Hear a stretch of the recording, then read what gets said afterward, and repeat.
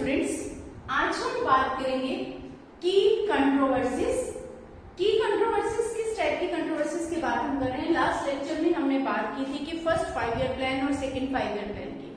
First 5 year plan में जोर दिया गया था एग्रीकल्चर पर, सेकंड 5 ईयर प्लान में जोर दिया गया था इंडस्ट्रीज पर। तो दोनों ही 5 ईयर प्लान को लेकर अब आगे की जो 5 ईयर प्लान है वो कैसी होनी चाहिए, उस चीज को लेकर कंट्रोवर्सीज थी, राइट। अब वो कंट्रोवर्सीज क्या थी, इस पर आपका एक कंप्लीट क्वेश्चन आ सकता है। What were the key controversies in the strategy of development adopted by India? Right? सबसे पहले जो कंट्रोवर्सी है that is agriculture versus industries. Many thoughts, बहुत सारे लोगों का ये मानना था that the second 5 year plan lacked agrarian strategy for development and emphasis on industry caused agriculture and rural India to suffer. इनका क्या मानना था कि बहुत सारे लोग ये मानते हैं कि जो सेकंड 5 ईयर प्लान है वो किस चीज को लैक कर रही है, एग्रीकल्चर सेक्टर को, यानी एग्रीकल्चर पर वो जोर नहीं दे रही, उसको कहीं एक किसी न किसी तरीके से सेकंड 5 ईयर प्लान में कहीं ना कहीं एग्रीकल्चर जो है वो पीछा था, राइट। अब ये क्या कहते हैं कि इसलिए इन्होंने किस पर एम्फेसिस दिया, इंडस्ट्रीज पर। सेकंड 5 ईयर प्लान में किस पर जोर दिया, इंडस्ट्रीज पर, जिसका हर्जाना या जिसकी वजह से नुकसान किन लोगों को भुगतना पड़ा, एग्रीकल्चर एंड रूरल इंडिया। जो कौन लोग सफर हुए, एग्रीकल्चर में जो इन्वॉल्व पर्सन हैं और साथ साथ जो रूरल, जो गांव में रहने वाले लोग हैं। हमारा जो गांव का ग्रामीण भारत जो है that suffer due to the second 5 year plan, क्योंकि इसमें एग्रीकल्चर को छोड़कर किस पर जोर दिया गया, इंडस्ट्रीज, राइट। अब गांधीयन जो economist like J.C. Kamarappa. J.C. Kamarappa, who was J.C. Kamarappa? He was a Gandhian economist. ये आपका 1 मार्क क्वेश्चन बन जाएगा। Gandhian economist like J.C. Kamarappa proposed, उन्होंने क्या सुझाव दिया, an alternative blueprint. Alternative मतलब जो अगर एक कह रहे कि नहीं एग्रीकल्चर अच्छा है, दूसरा कह रहे इंडस्ट्री, तो इन्होंने बीच का रास्ता सुझाया, alternative blueprint that put greater emphasis on rural industrialization. ये कहते हैं ठीक है एग्रीकल्चर के डेवलपमेंट के लिए इंडस्ट्रीज का डेवलप होना भी जरूरी है, लेकिन वो इंडस्ट्रीज कहाँ डेवलप हो, रूरल एरिया, राइट। तो मेन फोकस किस पर रहना चाहिए, एग्रीकल्चर पर, रूरल डेवलपमेंट, क्लियर। इसी तरीके से चौधरी चरण सिंह जो थे Congress leader who later broke away from the party to form Bharatiya Lok दल। पहले जो किसका हिस्सा थे, चौधरी चरण सिंह कांग्रेस का हिस्सा थे, लेकिन बाद में कांग्रेस छोड़कर उन्होंने एक अपनी अलग पार्टी बनाई थी, उस पार्टी का नाम क्या था, भारतीय लोक दल। इन्होंने किस पर जोर दिया, forcefully articulated the case for keeping agriculture at the centre. इनका ये मानना था कि क्या चीज सेंटर में, मेन फोकस किस पर होना चाहिए, हमारे डेवलपमेंट प्लानिंग का जो हम डेवलपमेंट के लिए कर रहे हैं, that should be on agriculture, right? Of the planning for India, he said that planning was leading to creation of prosperity. इनका कहना था कि हम जो भी प्लानिंग कर रहे हैं किसके लिए कर रहे हैं, prosperity के लिए, अपने आप को समृद्ध करने के लिए, इकोनॉमिकली स्ट्रॉन्ग होने के लिए। In the urban and industrial section at the expense of the farmer and rural population. इनका भी ये कहना था कि अगर हम इंडस्ट्रीज पर जोर देंगे, उस तरीके से अगर हम प्रॉस्पर होने की कोशिश करेंगे, तो वो एक तरह से हम सिर्फ अर्बन और इंडस्ट्रियल सेक्शन जो है उनकी बात करेंगे, उसमें कहीं ना कहीं फार्मर और रूरल पॉपुलेशन है वो छूट जाए, राइट। तो इसीलिए इनका ये मानना था, जो एग्रीकल्चर वाले उनका क्या कहना था कि मेन हमें किस पर प्रेशर डालना चाहिए, किस पर जोर देना चाहिए, एग्रीकल्चर, राइट। अब हम बात करते हैं इसके बाद जो लोग इंडस्ट्रीज की फेवर में थे उनका क्या कहना था। ये तो वो लोग थे जो ये मानते थे कि प्लानिंग जो हमारी आने वाले समय में जो नेक्स्ट 5 ईयर प्लान है that should be based on focused on agriculture development. इसके उन्होंने रीजन भी दिए। अब जो लोग इंडस्ट्रीज के फेवर में थे उन्होंने क्या रीजन दी कि इंडस्ट्रियलाइजेशन को क्यों अडॉप्ट करना चाहिए। तो अब हम बात करेंगे arguments in favour of industries. जो लोग इंडस्ट्रीज के फेवर में थे उनका क्या कहना था कि इंडस्ट्रियलाइजेशन पर क्यों प्रेशर डालना चाहिए, क्यों मेन फोकस कर होना चाहिए। Other thought that without the drastic increase in the industrial production there could be no escape from the cycle of poverty. उनका ये मानना था कि जब तक इंडस्ट्रीज के ऊपर प्रेशर नहीं डाला जाएगा, जब तक इंडस्ट्रीज पर फोकस नहीं किया जाएगा, तब तक पॉवर्टी का जो साइकिल है उसको खत्म नहीं कर सकते। उससे अगर बचना है तो हमें इंडस्ट्रियलाइजेशन पर जोर देना पड़ेगा। दे आर्ग्यूड, एक उन्होंने और कहा, that the Indian planning did not have an agrarian strategy to boost the production of food grains. उन्होंने कहा कि इंडियन जो प्लानिंग है वो डिड हैव, किस पर जोर दिया उन्होंने, फूड ग्रेन को बढ़ाने में, कि हमारी जो खाने की जो हम अपनी बेसिक नीड्स है उसको पूरा कर पाए। सिर्फ और सिर्फ फूड ग्रेन को बढ़ाने की बात करती है। The state made laws, state ने लॉ भी बनाए, किसके लिए, लैंड रिफॉर्म्स के लिए, डिस्ट्रीब्यूशन ऑफ रिसोर्सेज के लिए among the poor in the villages. It also proposed plan for community development, इसमें कम्युनिटी डेवलपमेंट की प्लानिंग भी कही गई। And spend large some on irrigation project, और इरिगेशन प्रोजेक्ट्स पर भी बहुत सारे पैसे खर्च किए गए। अब उन्होंने कहा कि एग्रीकल्चर में ये सब किया गया, लेकिन ये सारी प्लानिंग उनकी फेल नहीं थी, ये सारी बातें गलत नहीं है। सिर्फ और सिर्फ दिक्कत कहाँ है कि इन सभी जितनी भी प्लानिंग की गई उसको इम्प्लीमेंट पूरी तरीके से नहीं किया गया, राइट क्योंकि इम्प्लीमेंटेशन में कमी रही, इसलिए हमें ये जो एग्रीकल्चर सेक्टर है वो प्रॉपर डेवलप नहीं हो पाया। अगर इम्प्लीमेंट करते तो उसमें पूरी डेवलपमेंट थी।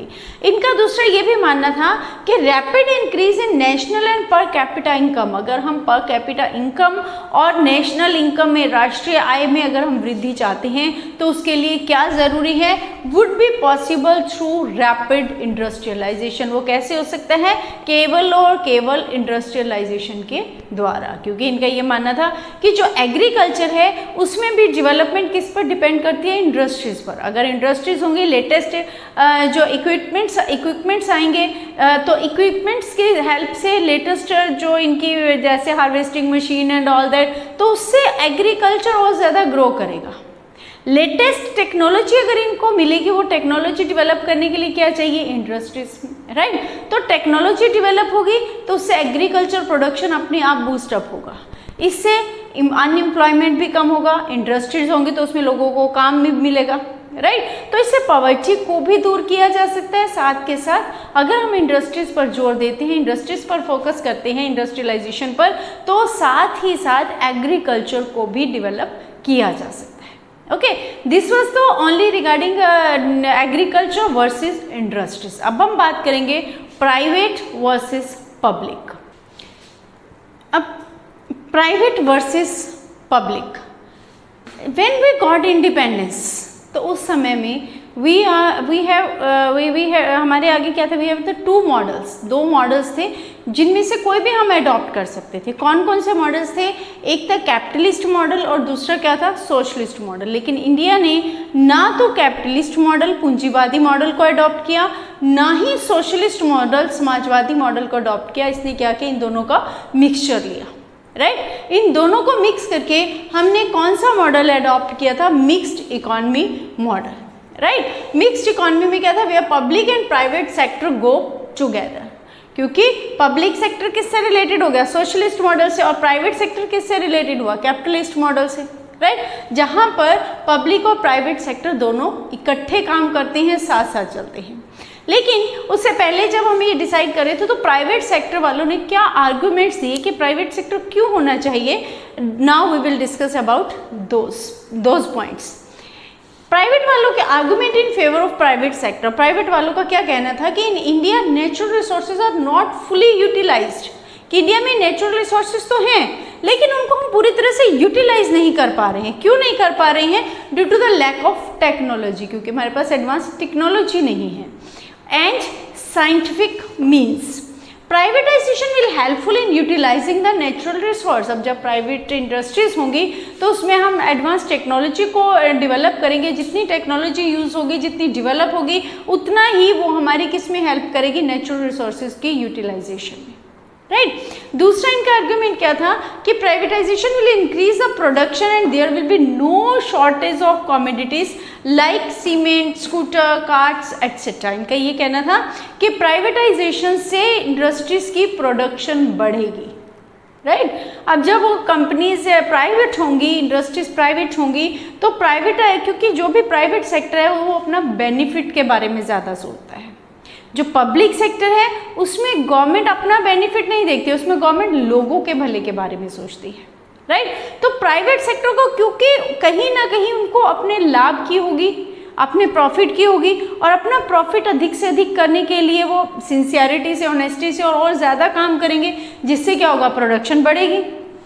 प्रोडक्शन बढ़ेगी तो उससे जो हमारी शॉर्टेज ऑफ कमोडिटीज़ हैं वो पूरी हो जाएंगी, जैसे सीमेंट, स्कूटर, कार्ड्स एटसेट्रा, इनकी कमी को पूरा किया जा सकता है, राइट। इसके अलावा इन्होंने एक और वो दिया कि privatisation increase efficiency in industry, industries में एफिशिएंसी को बढ़ाएगी। कैसे बढ़ेगी एफिशिएंसी? क्योंकि प्राइवेट इंडस्ट्रीज उन वर्कर्स को काम देती हैं जो लेजी नहीं होते, जिनमें कोई ना कोई स्किल होता है, एबिलिटी होती है। तो वर्कर्स जो हैं उनको ये रहेगा कि अगर वो लेजी होंगे, अगर वो प्रॉपर काम नहीं करेंगे, अगर उनमें कोई अच्छा स्किल नहीं होगा तो उन्हें काम नहीं मिलेगा, राइट। तो इसी वजह से वो अपनी लेजीनेस को छोड़ेंगे।